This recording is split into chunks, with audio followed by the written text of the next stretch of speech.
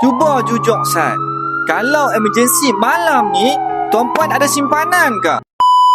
Kalau tiba-tiba anak sakit, tayar pancit atau kena repair kereta, duit kecemasan tuan puan dah cukup ke? Ramai orang kerja elok, gaji okey, tapi bila emergency jadi, mula cari siapa boleh tolong bagi pinjam.